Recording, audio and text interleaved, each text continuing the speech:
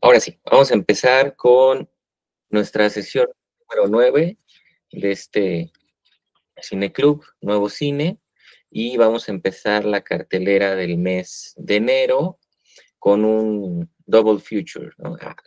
Una doble función dedicada a dos películas que tienen su producción en el año 1964, su exhibición hasta el año 65, pero realmente la concepción de las obras es en el año 1964, que es el año que vamos a explorar durante este mes, ¿no? Habitualmente hemos revisado dos obras, empezando en 1962, que es el año, ¿no?, en el que se produce En el Balcón Vacío, a partir de estos integrantes del grupo Nuevo Cine, y es la razón por la que hemos optado por iniciar en ese año. Digo, además de que el Cineclub recibe su nombre, pero también para hablar del contexto de la industria cinematográfica nacional en estos años, ¿no?, principalmente. Entonces, en 1964 se van a producir, bueno, no solo estas dos películas, sino que un gran número de películas de cine independiente, un número atípico e inesperado, que suma los esfuerzos de una industria en, como ya hemos comentado, pues en amplia decadencia, para reorganizarse y de manera formal contemplar la inserción de muchos de estos cineastas a la industria, ¿no? Entonces, mucho de esto se debe, por supuesto, al esfuerzo del Grupo Nuevo Cine, como comentábamos, ¿no?, durante nuestra primera sesión, la gran relevancia que tiene para el cine en el país, no solo en términos de la industria, sino principalmente en términos de su expresión artística.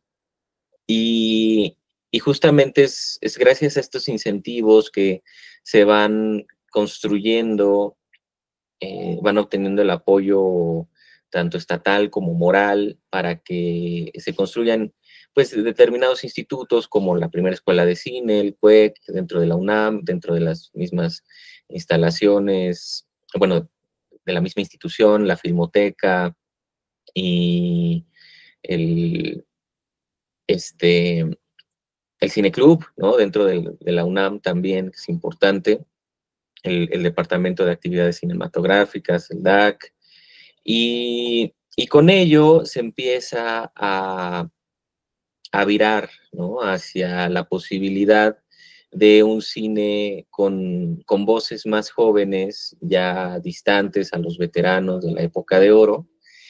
Y es precisamente la película que comentábamos en el Balcón Vacío la que posibilita la esperanza, ¿no?, de poder incursionar en un cine así. Entonces, al poco tiempo, aun cuando el Grupo Nuevo Cine, pues, le cuesta mucho trabajo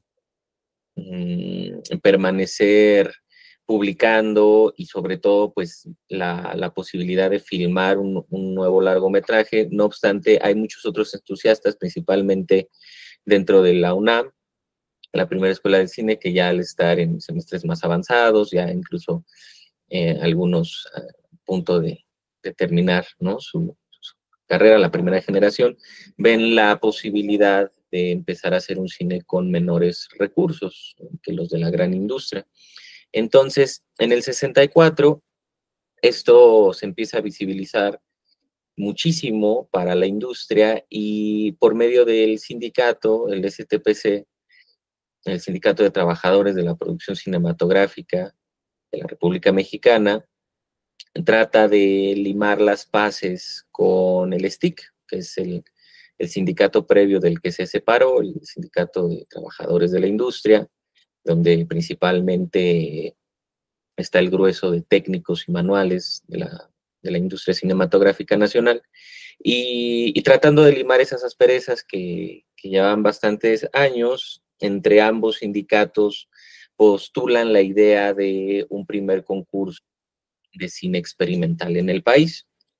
Entonces, este primer concurso en 1964 abre su convocatoria cerca de agosto de ese año y está pensado principalmente para un cine que tenga un valor independiente, más que en el sentido experimental, en todo el sentido de la palabra, ¿no? Que ahorita podemos comentar un poco más sobre qué es lo que hace un cine experimental, cómo lo diferencia de un cine simplemente independiente, porque al final el cine experimental pues es un cine independiente, ¿no?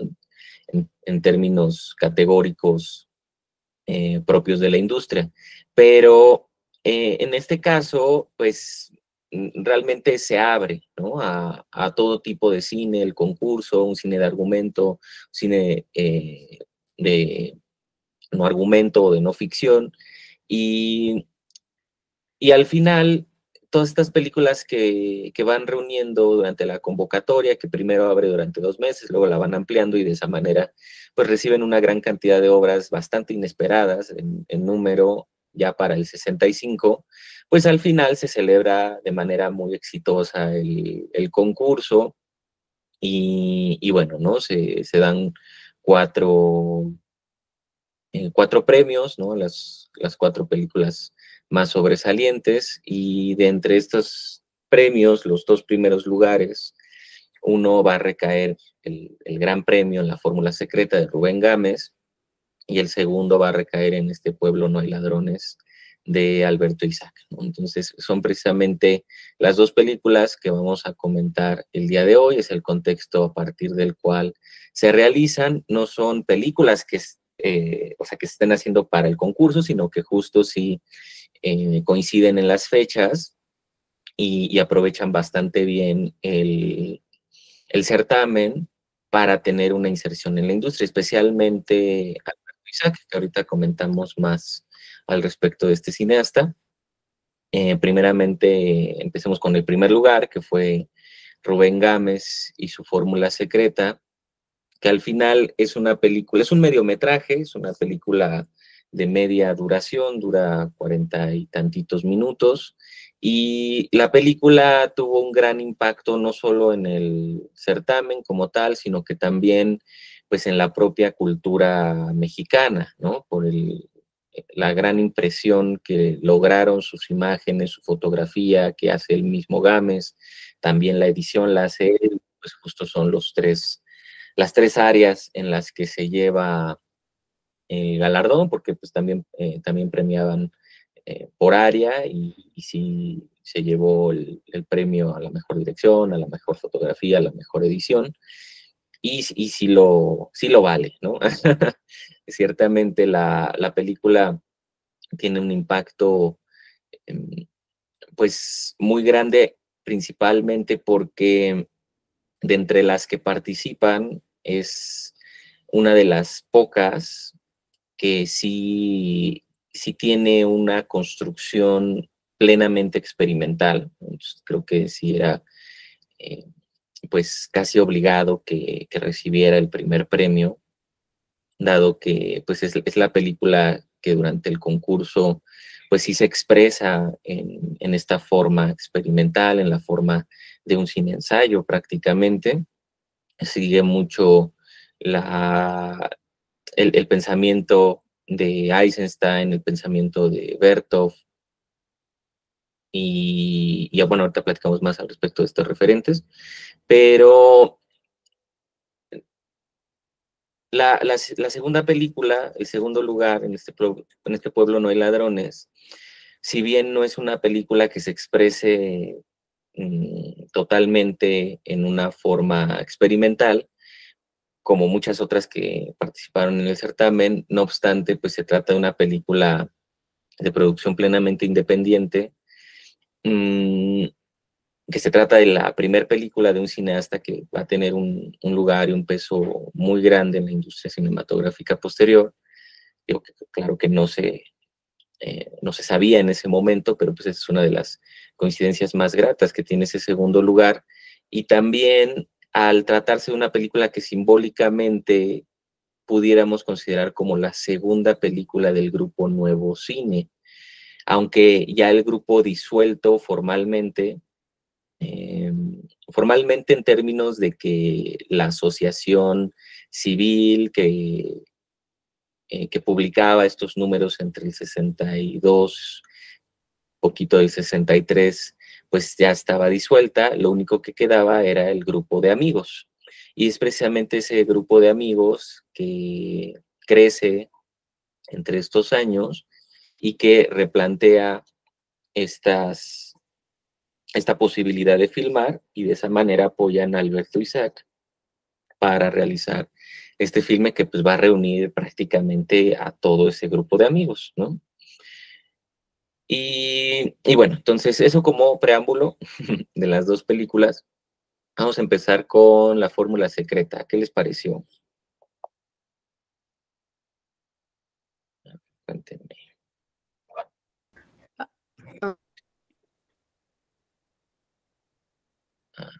Daniela.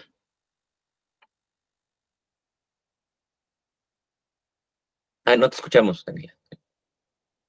Perdón, perdón. La Fórmula Secreta sí me pareció una historia muy, muy creativa porque pues indirectamente habla no lo dice textualmente el título, pero pues habla de la sustancia que más nos ha enviciado a todos, ¿no? Que es la coca. Que decía un maestro, dice, no, pues es que a quien no le gusta la Coca-Cola. Entonces, me gustó mucho el contexto y también lo que disfruté mucho fue como que los diferentes episodios. La verdad sí me dio mucha tristeza en la parte del rastro.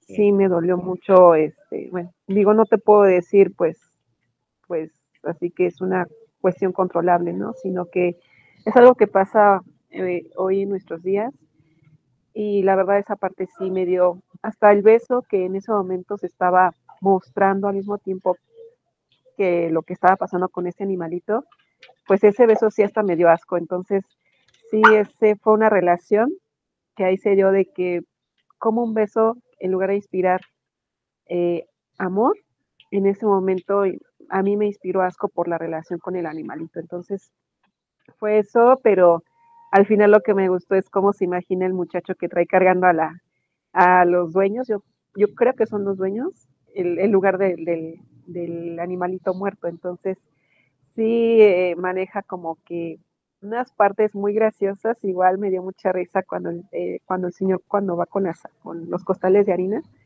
se imagina que es la mujer que vio en el puente y se ve graciosa la escena de cómo va a besar al señor que se está imaginando que es la señora.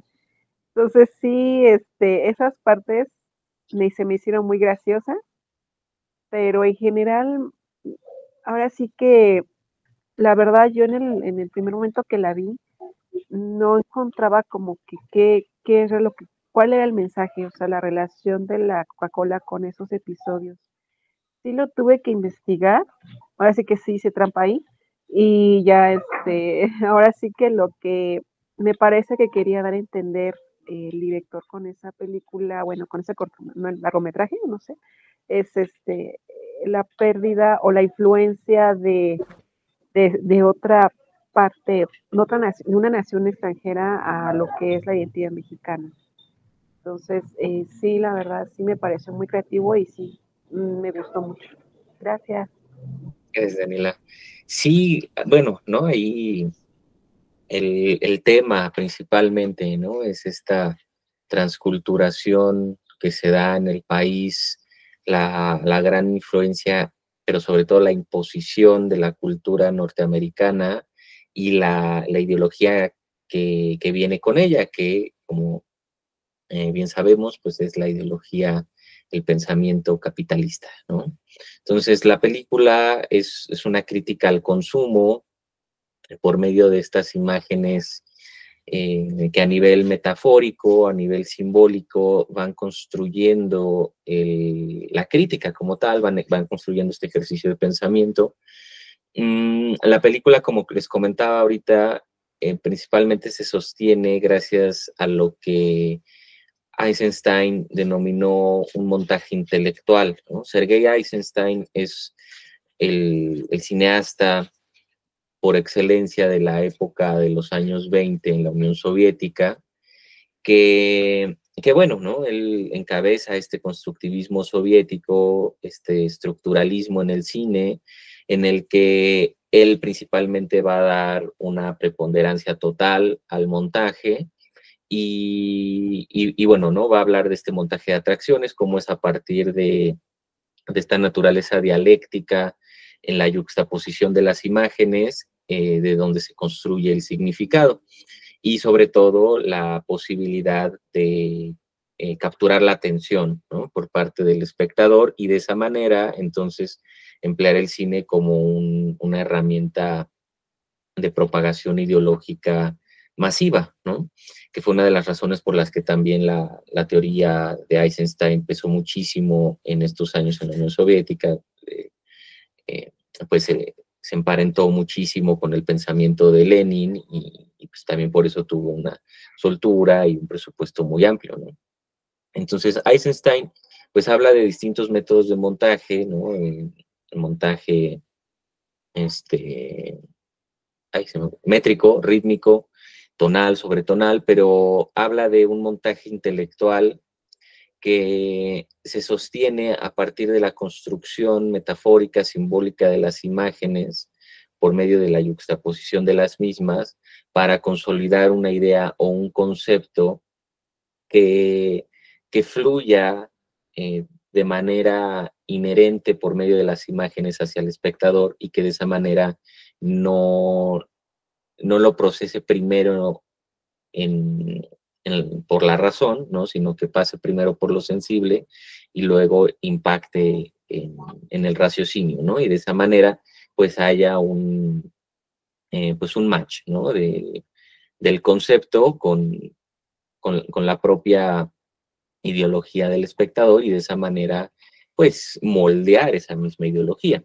Entonces, Rubén Gámez en estos años, pues es bastante consciente de estos valores y hace homenaje a la misma obra de Eisenstein, porque además Eisenstein pues tiene una influencia en México muy grande, ¿no? Él viene a filmar en los años 30 esta película mítica que es Que Viva México, que lamentablemente no tenemos el corte oficial por parte del director, distintas trabas que fue teniendo en el camino. Hay distintos cortes que sí podemos ver y las imágenes son impresionantes. Entonces también hay un gran homenaje a las imágenes de Eisenstein, su fotógrafo Paul Strand, ¿no? Es principalmente esta imaginería la la que va a nutrir la obra de Gámez, pero fundida también con esta otra imaginería literaria que viene de los universos de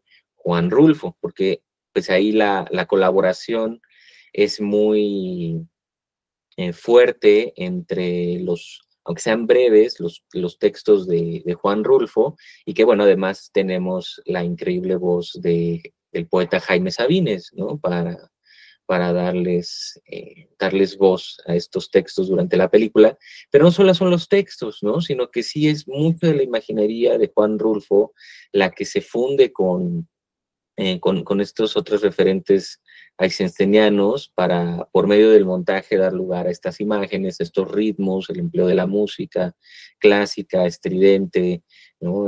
Vertiginosa, que le permite a Gámez construir una película transgresora, una película eh, pues, que marca una ruptura, como lo fue presente prácticamente en todo el mundo y en México también en sus distintas artes. Digo, tenemos tal cual la generación de la ruptura en la pintura, que ahí está José Luis Cuevas, que bueno, José Luis Cuevas también va a estar en colaboración con Alberto Isaac para En este pueblo no hay ladrones, de hecho ahí sale en la película, y mucho de esto es presente, ¿no? En ambas obras, y especialmente en La Fórmula Secreta, la, la relación conceptual que va construyendo el montaje, ahorita lo que comentaba Daniela, ¿no?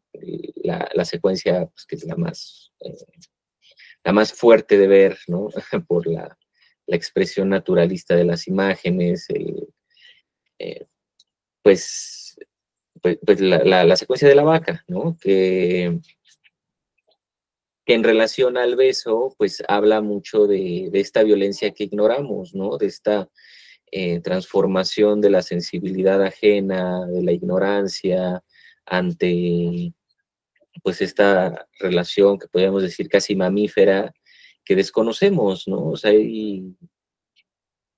mientras esta romantización, ¿no? que se da en la época a partir de las escenas del beso en el cine norteamericano, al final se yuxtaponen también con la violencia que tiene lugar en el mundo, ¿no? Y es muy, muy fuerte, o sea, ver la escena como tal, las acciones, pero también la elección de la cámara, ¿no? O sea, quedarnos en la mirada del animal, en este ojo del mundo que ha sido, pues, lamentablemente violentado, ¿no? Y que es un reflejo de nosotros mismos. Entonces, bueno, eso en relación a lo que te comentaba Daniela, también de lo de los, no son los dueños, son los papás del muchacho, que también, ¿no? Pues ahí hay una relación, pues psicológica, ¿no? Respecto a la manera en la que también los trae como reces, ¿no? O sea, que siempre se piensa lo mismo, ¿no? El que ahora sí quien carga con estos actos de violencia, pues usualmente es derivado de un trauma, pues paternal, maternal, ¿no? Entonces, pues también hay influencias del psicoanálisis en la película, unas más marcadas que otras, pero una es esa. ¿Qué más? Cuéntenme.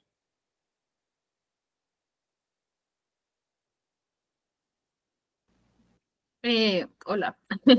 Bueno, pues yo me quería conectar hoy porque justamente vi que iban a comentar de la película de La Fórmula Secreta. Tenía rato queriéndome conectar, pero no había podido ver las películas. Entonces aproveché la oportunidad porque esa la vi para el curso. No recuerdo cuál fue, pero creo que el análisis. Pero pues la vi para uno de estos cursos de logia fílmica. Y a mí me pareció, cuando la vi, me impresionó mucho porque no había visto una película que tuviera imágenes tan explícitamente surrealistas, como que siento que deconstruyeron los elementos que vemos y no se ve de una manera tan digerida en cuestión de que, por ejemplo, cuando vemos una película, siento que sí lleva generalmente, y cuando es una película comercial con más razón, un lenguaje visual muy digerido. Entonces tú lo ves y lo entiendes de forma muy, muy clara, muy explícita, pero se me hace muy interesante cómo, por ejemplo, en este caso utilizan imágenes que a lo mejor te generan un tipo de shock y eso te saca de este sistema automatizado que llevas en el que ya estás acostumbrado a qué es lo que sí, o estás acostumbrado como que a esta fórmula que se replica una y otra vez. Entonces me gusta que esta película te saca de esa como esa rutina que ya llevas muy automatizada y estás acostumbrado a ver en pantalla. Me gusta que esta película pues no se guía por esa fórmula y pues supongo que también es parte del propósito del cine experimental, como buscar otras formas de transmitir. Se me hace muy interesante en cuanto al mensaje, lo de la fuerza de trabajo congelada. Creo que eso para mí fue lo que más me impactó, porque así es como yo interpreto los elementos que veo en pantalla. Por ejemplo, la escena que a mí más me llamó la atención y que más se me quedó grabada fue la escena de las salchichas, la cadena de salchichas que pasa por todo México, ¿sí? Entonces yo lo interpreté de esa manera, como que hay un tipo de instrumentalización que al final de cuentas se vuelve inhumana porque no estás viendo a las personas como personas tal cual, sino como medios para conseguir un fin o como que un número más, una herramienta para poder seguir generando. Y para poder seguir generando, pues les estás dando como que este tipo de paliativos, este tipo de drogas, podría decir, como la Coca-Cola en este caso. Entonces se me hace un símbolo muy fuerte. Y se me hace algo muy valiente también de parte de los directores, como el traer a la mesa o develar una situación que está tan implantada en la sociedad mexicana. se me hace algo muy fuerte. Me gusta mucho, creo que es de mis películas favoritas estas. Muchas gracias, Fer. Sí, totalmente, ¿no? O sea, la película construye una imagen social de la época, pues muy, muy fuerte en términos de cómo es por medio de estas imágenes que se moldea el imaginario cultural del país en la época y que, bueno, o sea, sigue siendo presente hasta la época contemporánea, ¿no? O sea, lo increíble es que son imágenes que siguen siendo vigentes 60 años después. La película cumple, pues, 60 años, ¿no? Bueno, la exhibición cumple 60 años y aún así, pues es muy presente, en efecto, esta fórmula del capitalismo tardío, que fue la Coca-Cola. La, la primer fórmula del capitalismo temprano, ¿no? Durante el Fordismo, pues precisamente la de John Ford, por medio del sistema de producción del automóvil, ¿no? Este sistema que estaba pensado para llegar a toda familia, ¿no? Del país norteamericano. Pero claro que en un nivel ya de globalización, que es el que trata de acaparar el capitalismo tras la Segunda Guerra Mundial, el Fordismo es insuficiente, ¿no? Porque claramente en países, sobre todo tercermundistas, pues no es viable que cada familia tenga un automóvil, ¿no? Simplemente ya hay una condición de clases que imposibilita ese Fordismo ya anticuado, y entonces adopta una nueva fórmula que Rubén Gámez ve como una fórmula secreta, es decir, es sutil, es una fórmula que permite que esta ideología de consumo pase por sobre todas las cosas sin que nosotros nos demos cuenta. Por eso también, a mí también de las que más me gustan es la secuencia de la salchicha, ¿no? Es esta línea de producción que pasa absolutamente por sobre todo, ¿no? Sobre todo terreno, sobre todas condiciones, sobre todo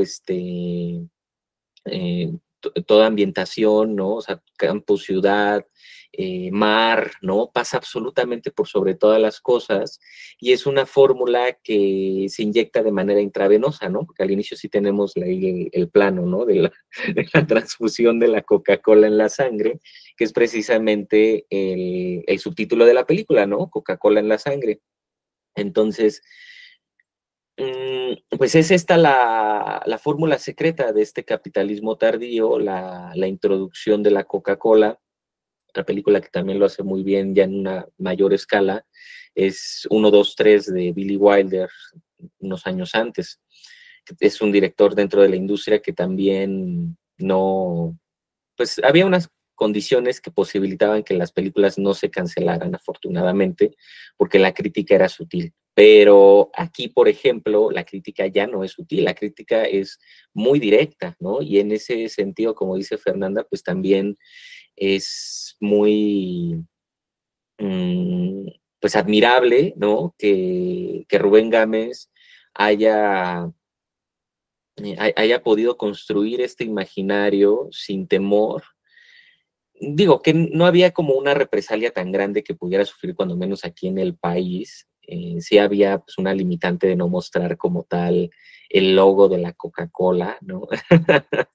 Pero realmente, pues no generó una polémica que afortunadamente pues terminara en alguna amenaza. No obstante, aún así, pues sí es admirable pues el simple hecho de levantar la voz de esa manera tan amplia, ¿no? Y de esa manera tan directa, una crítica mordaz, una crítica muy, muy presente a algo que está teniendo lugar en estos años y que realmente no se está haciendo nada para cambiar y que lamentablemente pues no pasó nada, al contrario, ¿no? O sea, pues como todo país de tercer mundo, ¿no? Pues la cultura norteamericana colonizó el pensamiento cultural de todos estos países y justo fue por medio de la Coca-Cola una pues de las primeras fuerzas de producción a través de las cuales lo hace, sumado a esto muchos otros elementos. También por eso el hot dog, ¿no? Y la crítica a la exhibición cinematográfica ya plenamente apropiada por mano extranjera, pues ya en todos los cines, ¿no? Ya tenían sus hot dogs de la Oscar Mayer, ¿no? Y todo esto. Entonces también hay una crítica, ¿no? Específica al sector cinematográfico. ¿Qué más trae de ahí? Cuéntenme. Bueno, vi... Joana. Hola, buenos días.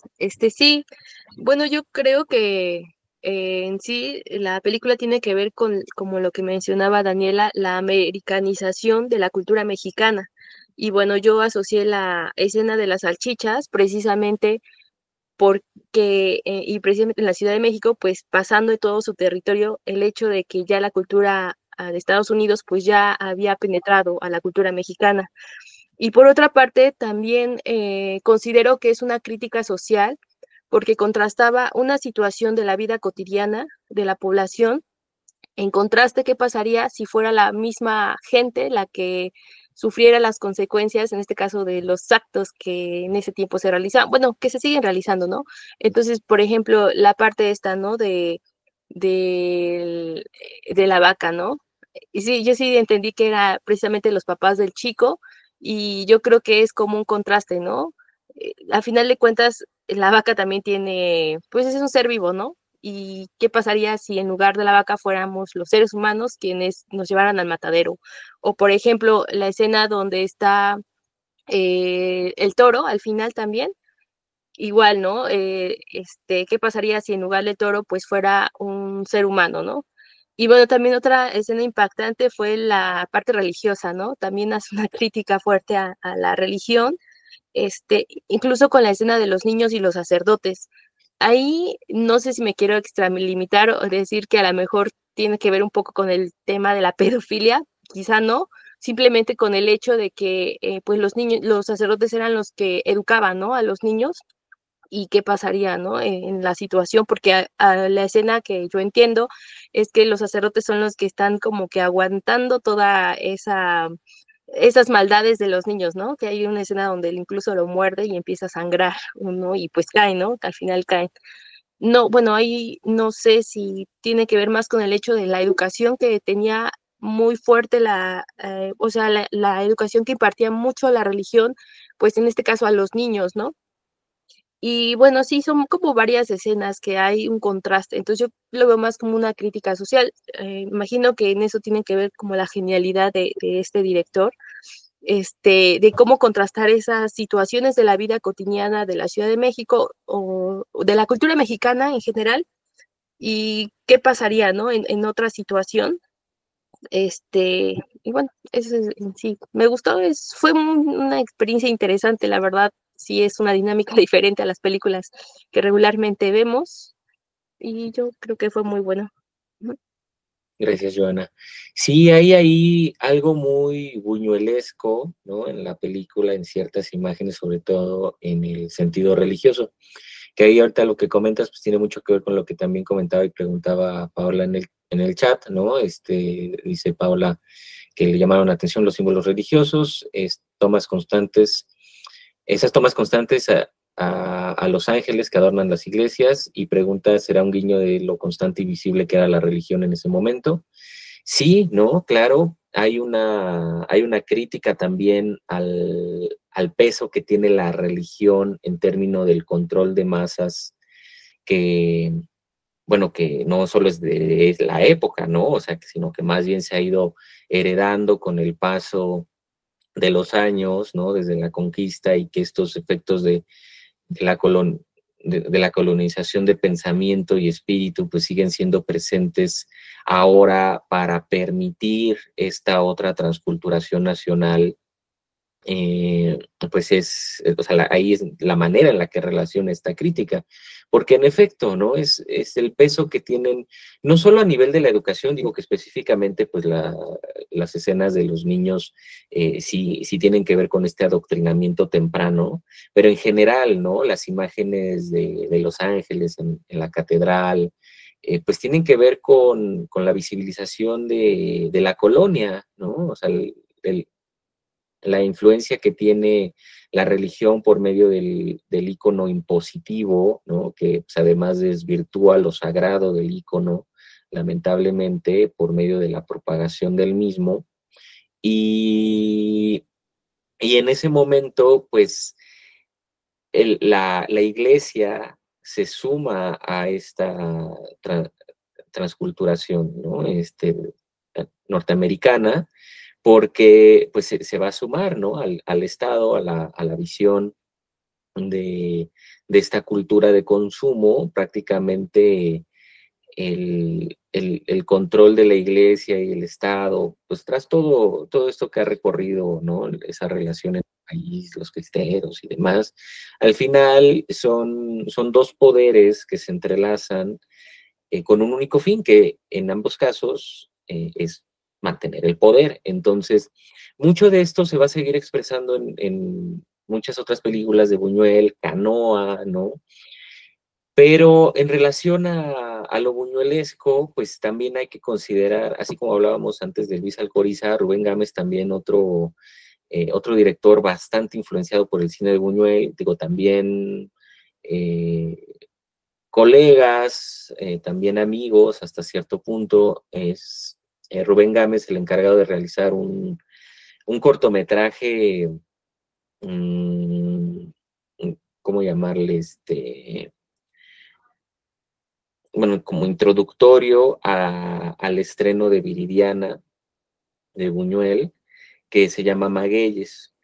También se puede encontrar. Y bueno, pues ahí habla un poco, ¿no? De esa relación que compartían ambos directores. Entonces sí hay influencias muy grandes de Buñuel, específicamente en esta estética que tiene que ver con la crítica al poder religioso, ¿no? Que más que nada desde su sentido doctrinal, no tanto en el sentido ontológico o espiritual, ¿no? Sino precisamente en este sentido que tiene que ver con el control de las masas. Entonces, eso sí está muy presente también en la película, ¿no? Lupita.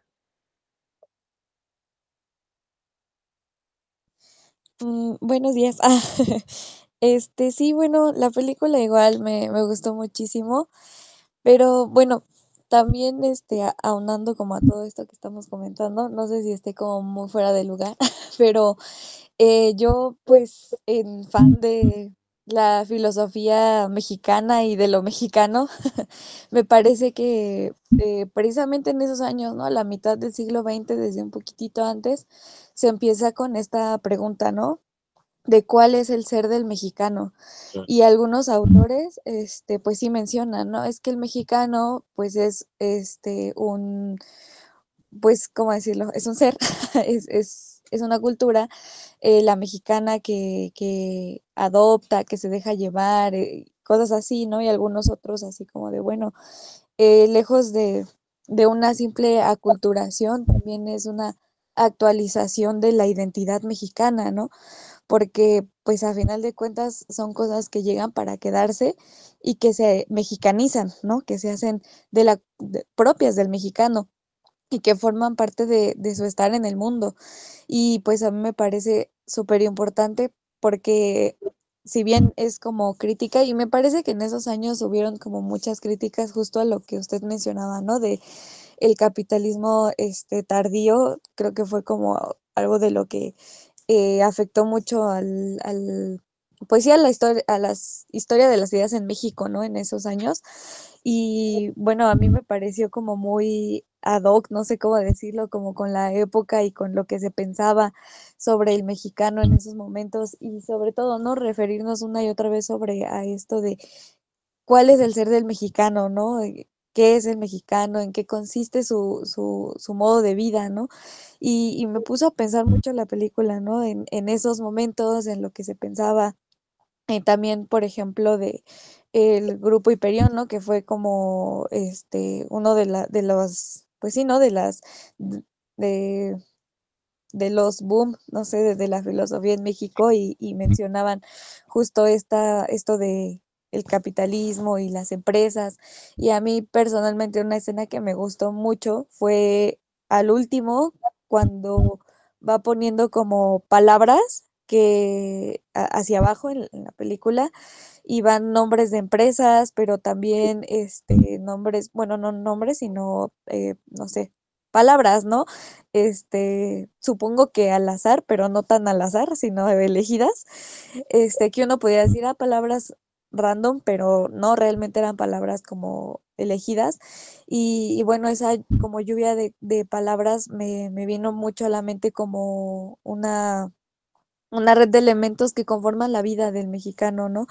Y pues nada, muy buena la película y también los comentarios de todas y de todos. Muchas gracias, Lujita. Sí, no, claro, es la década de la ruptura, ¿no? Entonces todos estos grupos están muy, pues no sé si sea muy fuerte la expresión hermanados, ¿no? Pero sí están muy relacionados. Todos se conocen, en primer lugar. O sea, todos los artistas y los intelectuales se conocen porque los grupos son muy cerrados, ¿no? Pues son muy contados.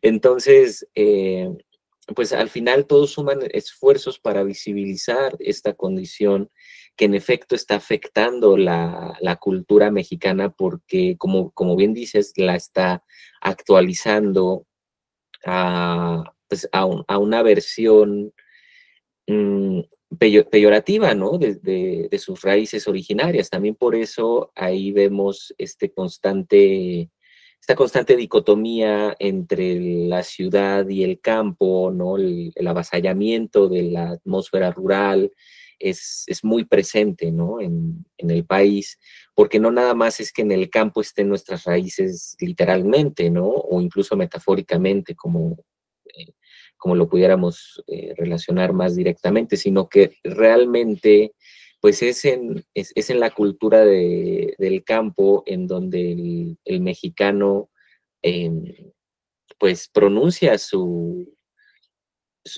ser ahí, ¿no? O sea, pronuncia su Dasein en la época y en todas las épocas.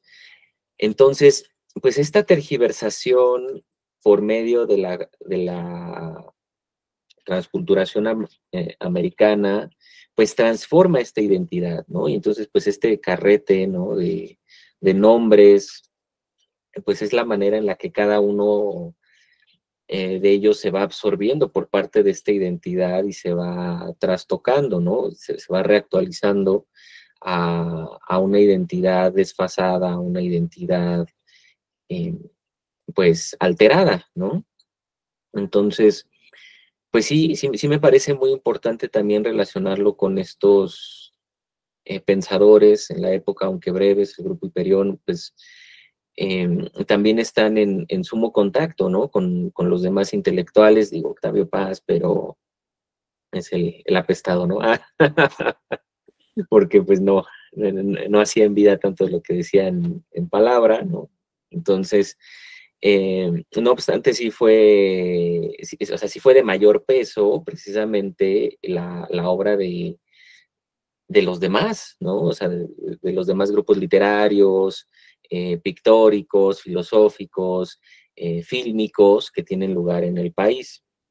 Porque pues al final la obra de Octavio Paz, digo, sí hay obviamente contenido muy relevante, pero pues fue una obra interculturalizada, ¿no? O sea, sí fue una obra casi exportada, ¿no? Y en cambio, la expresión artística de todos estos otros intelectuales y artistas, pues sí es una obra muchísimo más arraigada, ¿no? A la identidad, o cuando menos esta identidad perdida que se está queriendo denunciar. Entonces, la fórmula secreta, pues al final sí se vuelve una obra artística de alta envergadura, no solo en la época, sino ya en su trascender, afortunadamente, ¿no? Restaurada y demás, para poder apreciar mejor las imágenes. Cabe decir, ¿no? Que parte de la premiación, además del título de los primer, segundo, tercer, cuarto lugar, era que las películas se pudieran exhibir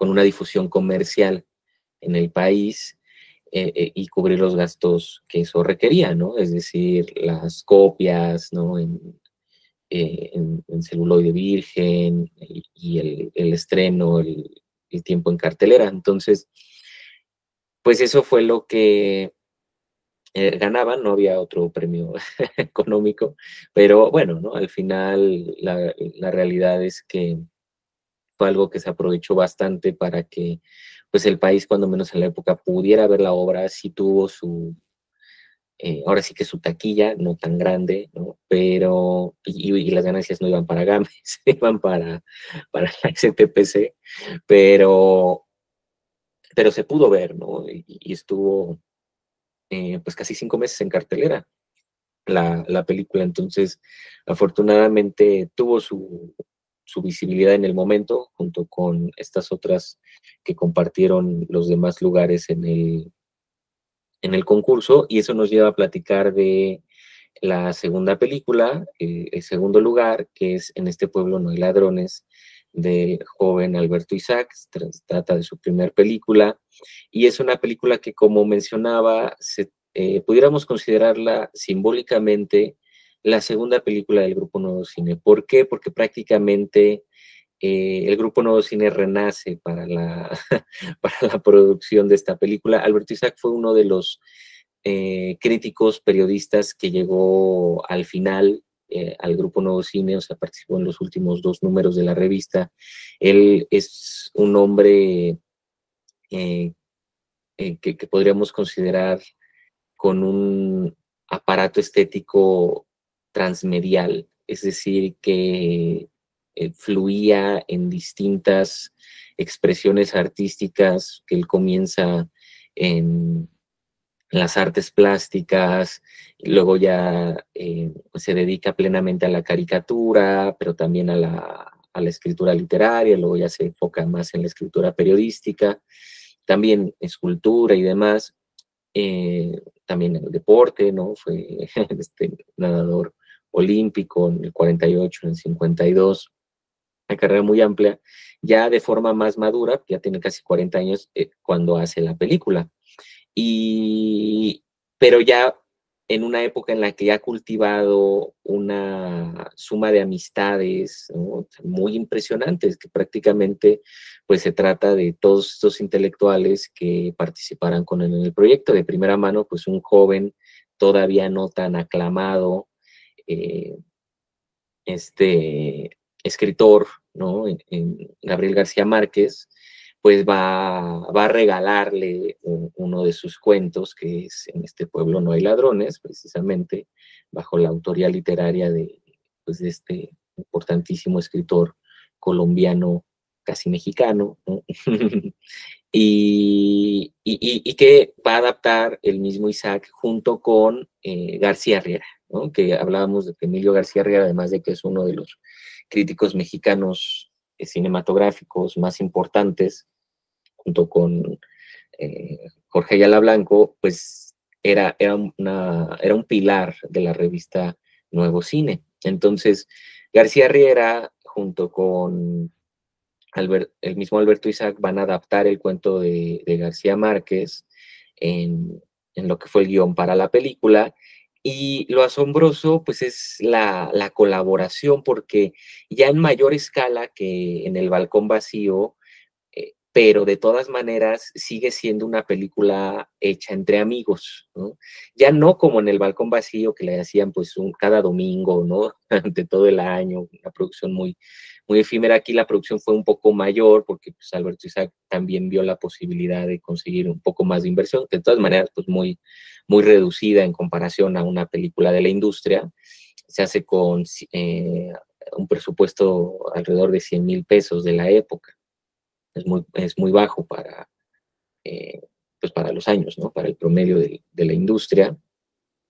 Y al final, pues, solo era para cubrir los gastos necesarios de la producción, o sea, no se pagó ningún sueldo más que el de los actores, y aún así, pues, era algo muy simbólico, ¿no? Pero Lo interesante, pues, es la manera en la que colaboraron todos ellos, ¿no? En distintos puestos, y al final también que los podemos ver ahí como extras. Está José Luis Cuevas, el mismo García Márquez, ¿no? Sale ahí, es el que vende las entradas al cine, es muy joven, ¿no? García Márquez. Sale Abel Quesada, Leonora Carrington, Luis Buñuel, que ahí pues sí se lleva, se lleva, ¿no? El galardón como extra en el papel del cura, ¿no? Es increíble verlo. Un papel que, como expresaba Buñuel, tenía tantísimas ganas de hacer, ¿no? En todos estos años de dirigir. Él tenía como una carrera de actuación frustrada y siempre quiso retratar un cura, pues por toda esta crítica religiosa que carga toda su formación igual. Y lo vemos ahí, ¿no? Y pues es comiquísimo verlo, verle hablar, ¿no? Ahí a todos los feligreses y demás. Pero, ¿quién más sale? Bueno, Arau, que sí tiene un papel más grande, que luego, bueno, Arau pues va a ser un actor de primer nivel de la época y luego también un director de primer nivel. ¿Quién más está ahí? Carlos Monsiváis también, Juan Rulfo también, varios de ellos son de los que están jugando ahí al dominó. Y no sé, creo que se me están yendo como uno u otros dos más, pero pues al final no nada más estaban de extras, o sea, en general todos estaban apoyando la producción. Entonces, o sea, imagínense tener una película con ese nivel de talento en la producción, ¿no? O sea, en la colaboración, en la consumación de la misma. Entonces, sí es una obra que resplandece por esta colaboración muchísimo, no por la colaboración en sí misma, sino también por la estética que tiene la obra, ¿no? Es una estética que se separa del universo rulfiano, ¿no? Porque a través de los años, pues se habla de una atmósfera rulfiana, ¿no? Como de este llamado realismo mágico, que no soy muy fan de esa acepción, ¿no? Pero que sí entendemos muy bien qué es lo que caracteriza esos universos rulfianos. Y Alberto Isaac lo separa, ¿no? También de los universos de García Márquez, porque a veces se emparentan, lo separa completamente a una idiosincrasia propia de que tendrá este director colimense, no de nacimiento, sino ahora sí que de vida. Alberto Isaac nace en la Ciudad de México, pero muy joven, muy niño, se va a vivir a Colima durante muchos años. Entonces, el volver a Colima es algo que siempre caracterizó el cine de Alberto Isaac. Y aun cuando en términos narrativos la película no tiene lugar en Colima, no tiene lugar en Veracruz, no obstante, vemos mucho de esa naturaleza que se va a ver posteriormente en sus futuras películas, que la gran mayoría ahí sí ya tendrán lugar en Colima, ¿no? Pero esta naturaleza regional, ¿no? Esta territorialidad rural, campesina, es algo que marca mucho la estética de Alberto Isaac desde ¿cómo llamarle? Pues desde esta pérdida identitaria que tiene el territorio, pues a partir de estos valores influenciados por el consumo, porque al final, pues eso es lo que vemos, ¿no? En el robo de las bolas de billar, vemos que no encuentra nada y dice, bueno, pues que me llevo pues las bolas, ¿no? Y es eso, ¿no? Al final, pues, ¿qué motiva el robo en la contemporaneidad? Pues es el pensamiento del consumo, ¿no? Y vemos el proceso, ay, ahora ya me sé el negocio, ¿no? Me robo las de aquí y las vendo en otro pueblo, ¿no? Y así. Entonces, pues al final eso es otra fuga de este pensamiento de consumo. Entonces, de manera muchísimo más sutil que la fórmula secreta, pero sigue habiendo ese sesgo en la película de Alberto Isaac. ¿Qué más? ¿Qué más? Cuéntenme. ¿La vieron? Solo vengo a comentar que al fin ya puedo estar en una de estas reuniones, aunque no vi la película, pero es interesante todo lo que escucho. A ver si la veo luego. Y disculpe, hace poco me enfermé un poco, disculpe que se me note. No te preocupes, Martín. Muchas gracias. Daniela. Sí, sí la vi esa, la de En este pueblo no hay ladrones. Y sí está muy padre porque aparentemente pareciera que él, pues hizo un robo frustrado, ¿no? Porque le dijo nada más encontré 55 centavos, eso fue todo y lo que me traje, como dijiste, ¿no? O sea, las bolas de billar.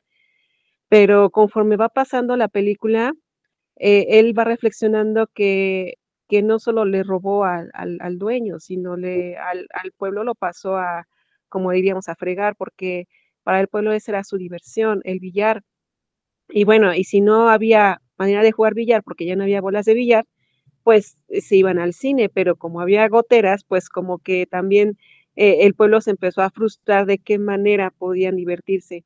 Entonces sí, él va reflexionando y es cuando le dice a su esposa, ¿sabes qué? Yo creo que mejor las voy a devolver porque creo que le he robado no, creo que le he robado al pueblo algo más que pues las bolas de billar, ¿no? Entonces, sí, ahora sí que todo comenzó con una cuestión, como dices tú, de querer del capitalismo, de que uno quiere consumir más, pero pues a la larga él se dio cuenta de que no nada más afectó al dueño, sino afectó a todo su pueblo. Entonces él también se sintió, él reflexionó y no le gustó cómo se sintió, quería venderlas, pero ya como que no, o sea, ya por eso comete el acto final, ¿no? De devolverlas y es cuando lo atrapan y aparte, pues ahí hay algún detalle, ¿no? Que le dice el dueño, es que había 200, eran 200 pesos y dice, pues es que no había. Entonces ahí es donde se mete como que también una, no sé cómo llamarlo, es así de que una ironía, no sé, de que pues cometí bueno, también lo que decía el cura, ¿no? Que para el cura, él decía que estaba bien. O sea, sí, el robo como tal no está bien, pero implícitamente se le hacía bien porque quitaba a la gente del vicio. Entonces pareciera que hasta el padre, pues no está así como que, no roben, sino como que él se le hacía correcto, que indirectamente la gente ya no se iba a enviciar ahí al billar y a tomar. Entonces sí, son como que muchos pensamientos encontrados. También me gustó mucho, digo, Gabriel García Márquez siempre tiene una manera de darse a entender muy peculiar en sus obras, entonces esta no la había visto, pero igual me encantó mucho. Gracias. Gracias, Daniela. Sí, es que es increíble, ¿no? El conflicto ideológico, la manera en la que, pues, en un microtejido, Albert Isaac, y gracias también a la obra de García Márquez, o sea, capturan estos gestos, ¿no? O sea, precisamente estas contradicciones del poder, ¿no? De la iglesia en este caso, porque pues para el padre pues es un signo de Dios, ¿no? De detener en efecto esta conducta de vicio, pero realmente pues es un signo del fin de los tiempos, ¿no? De la desorganización que en este caso se está dando a nivel del microcosmos, ¿no? Que es este pueblo, porque al final eso es lo más interesante, que construyen una cosmogonía limitada al territorio, ¿no? Todo ocurre ahí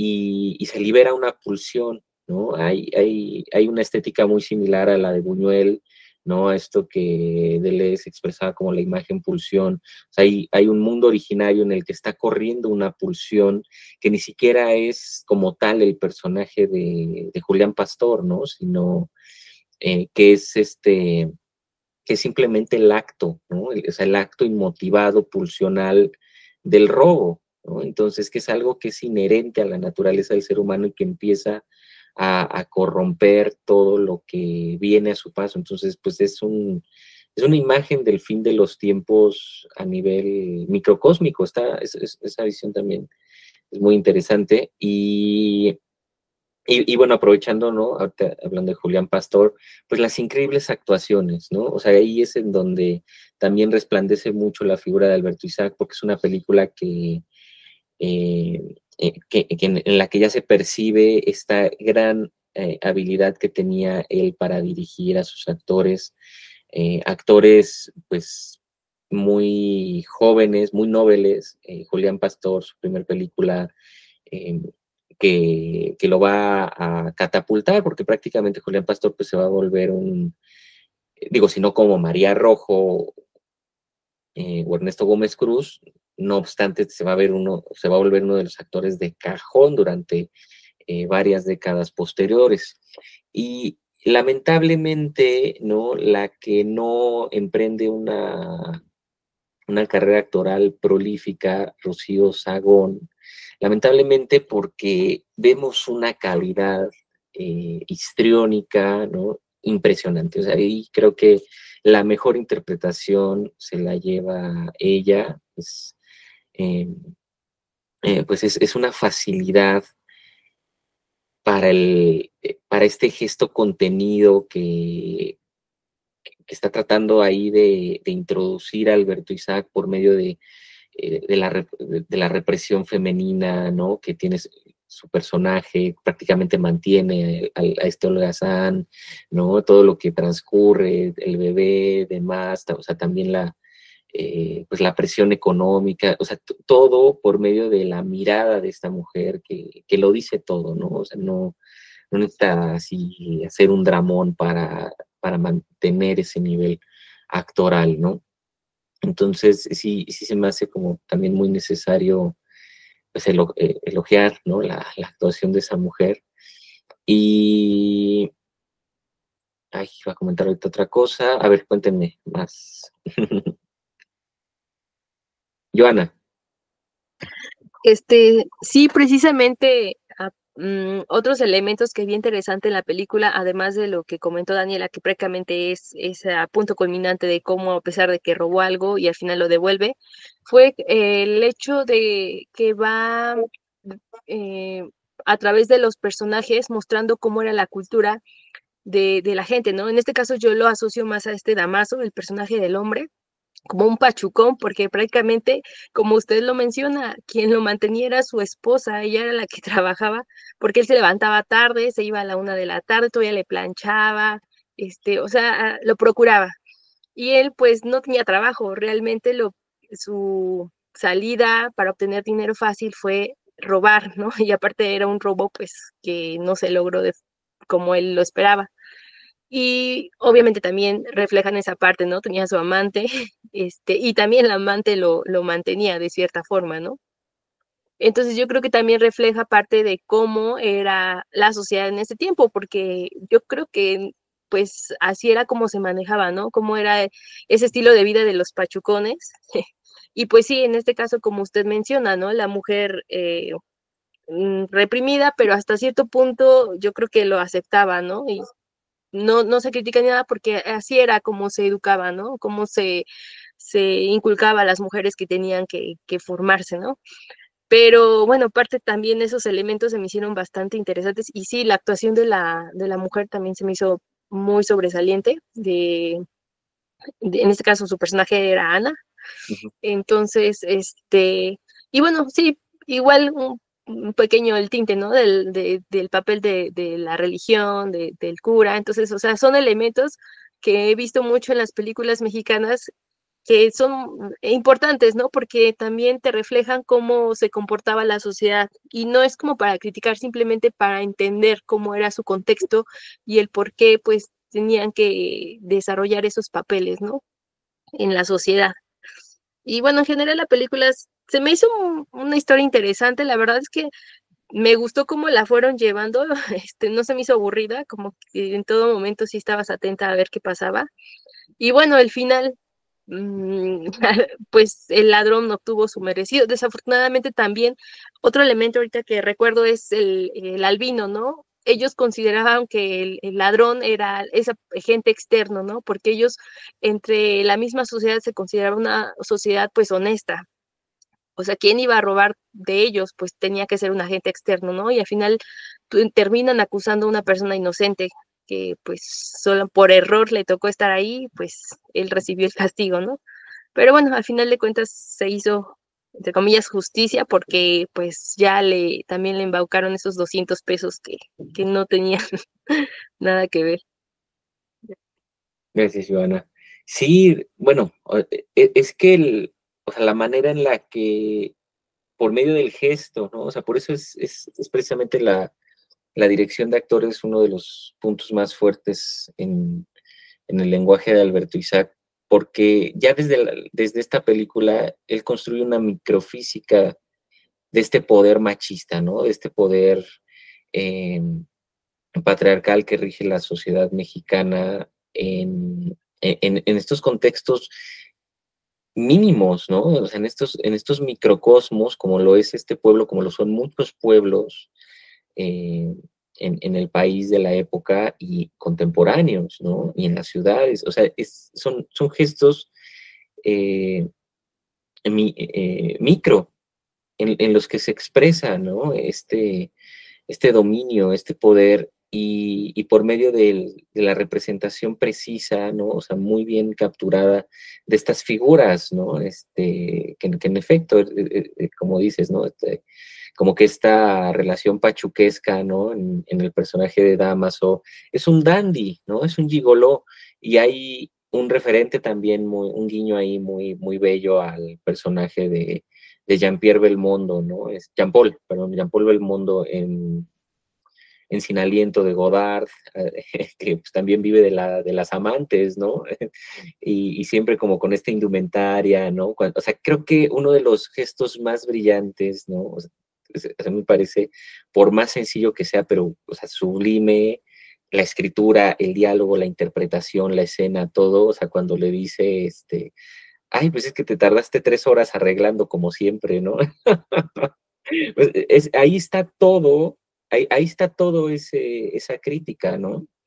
Entonces, pues me parece increíble también la facilidad a la comedia. Alberto Isaac era un director muy liviano, ¿no? O sea, era alguien que, aunque no sea una comedia así plena en forma, o una sátira en forma, o sea, tenía una facilidad para lo ligero, ¿no? O sea, como para, pues, no involuntaria, pero sí es como una comedia muy sutil, ¿no? Que va entramando sus historias, ¿no? La película, pues igual, ¿no? Tiene su tiempo en cartelera. A diferencia de Gámez, Isaac sí trata de moverla en medios extranjeros, y la premian, por ejemplo, en el Festival de Locarno, en Suiza. En México, pues recibe la Diosa de Plata para la dirección por parte de la Asociación de Periodistas Cinematográficos.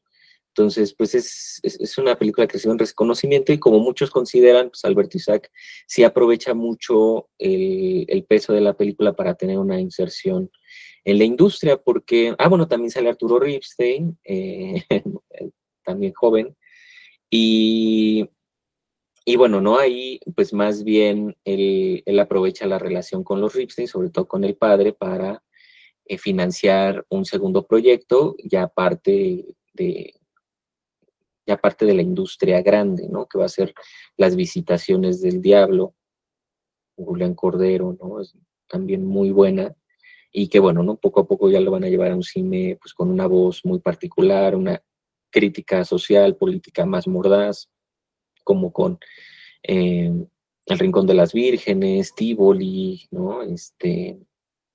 Y bueno, ¿no? Mariana, Las Insumisas, ¿no? Películas también, pues muy, muy relevantes a la estética que tiene esta ruptura, ¿no? A la visibilización de estas problemáticas, de estas violencias.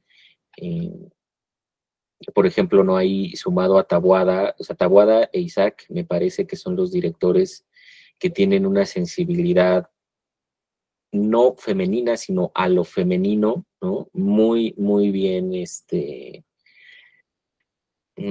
pues ejecutada, ¿no? O sea, es una sensibilidad muy sincera la que despliegan, pues, a estas violencias que rápidamente identifican que no solamente tienen lugar en lo físico, sino que pues, además también tienen lugar en la propia sensibilidad femenina, en la transfiguración de esa sensibilidad femenina. Entonces, en este pueblo no hay ladrones, eso es muy presente, ¿no? En el papel de Ana, de Rocío Sagón. ¿Qué más? Cuéntenme, ¿quién más pudo verla?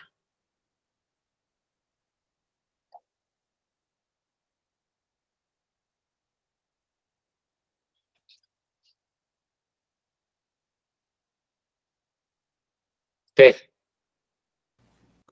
Bueno, pues a mí se me hizo muy interesante ese comentario justamente que mencionaba Daniela, en el que decía que se robó algo más que unas bolas de billar, porque a mí lo que me puso a pensar es el significado que tenía pues ese espacio para el pueblo, justamente también haciendo relación con esto que mencionabas del microcosmos y cómo se vivía la vida en ese pueblito.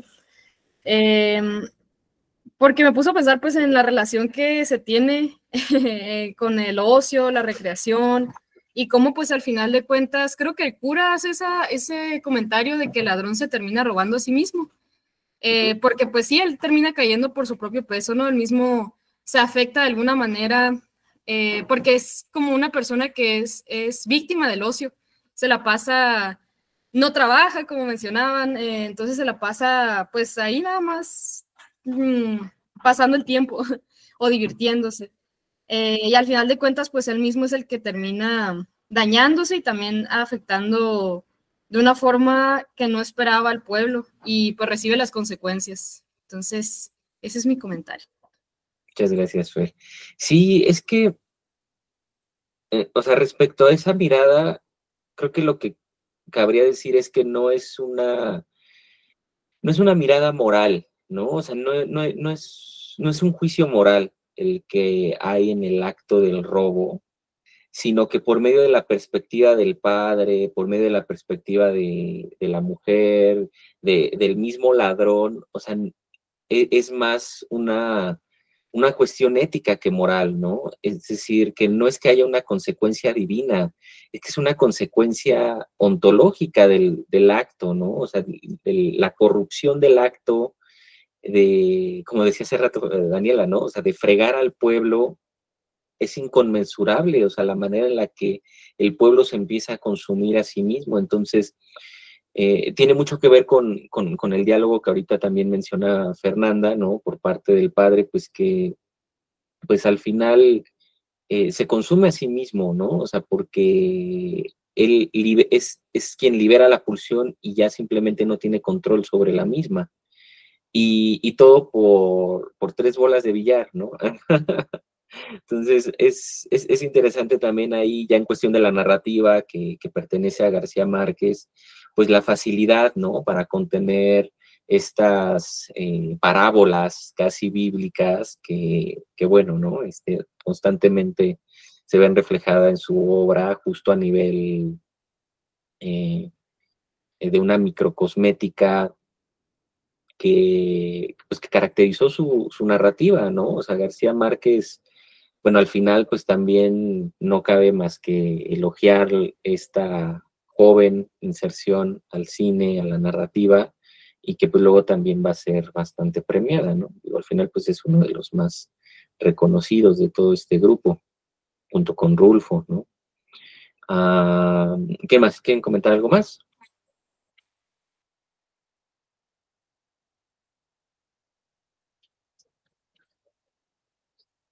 Ya la cerramos aquí. Para la próxima semana, a ver, Adrián, dime. Nada más así como que curiosidad, bueno, un dato curioso que se me hizo simpático, que en estas 2 películas que llegan a ser premiadas, la fórmula secreta tal vez haya sido la participación de Rulfo, porque aparece de manera indirecta en la fórmula y de manera ya más presencial en el pueblo, en este pueblo no hay ladrones, ¿no? Es como que lo que me llama la atención de estas 2 filmes, vaya, Sí. la participación de Rulfo. Sí, ¿no? Ahí va a estar muy presente en estos círculos, como decía, pues son círculos muy cerrados, todos todos colaboran entre sí, y en el cine a veces pues, no que se desacredite, pero se invisibiliza mucho la participación de muchos de estos intelectuales, literatos, pintores que llegaron a tener pues un lugar ahí en muchas producciones. Precisamente es el cine de Albert Isaac, un cine en donde convergen mucho estos cineastas, estos artistas, ¿no? Estos literatos, porque pues prácticamente en sus películas posteriores Albert Isaac va a estar adaptando tanto a García Márquez como a Rulfo, pero sobre todo a Rulfo, y ahí nunca se enemistaron, nunca se pelearon ni nada, sino que solamente había así como siempre como un comentario, pero creo que amistoso por parte de Rulfo, de que Albert Isaac se separaba mucho de sus obras, ¿no? y como que en parte no le gustaba, pero al mismo tiempo sí le gustaba ver lo que hacía, ¿no? O sea, que al final creo que es algo muy, muy admirable, ¿no? Por parte de todos estos artistas, entender la forma de su oficio, ¿no? De su arte, y expresarlo de distintas maneras. Entonces, sí es un cine, el cine de Albert Isaac es un cine muy rulfiano, sin ser rulfiano, ¿no?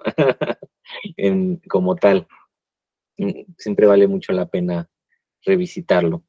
Y bueno, pues eso. Muchas gracias, Adrián.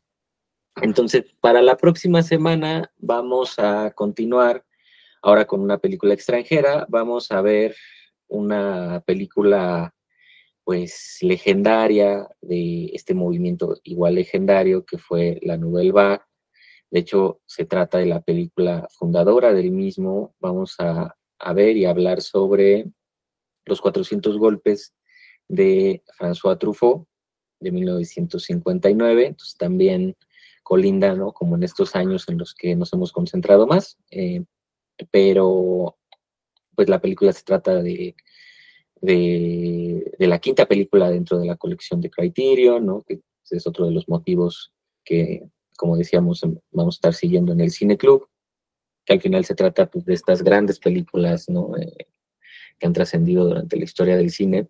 Entonces, pues les comparto los links del visionado para que la descarguen también y todo esto, y la platicamos la próxima semana, ¿vale? Entonces, pues vamos a dejar aquí nuestra sesión. Muchísimas gracias a todos y bueno, me pareció muy, muy bello el inicio de año de esta nueva cartelera.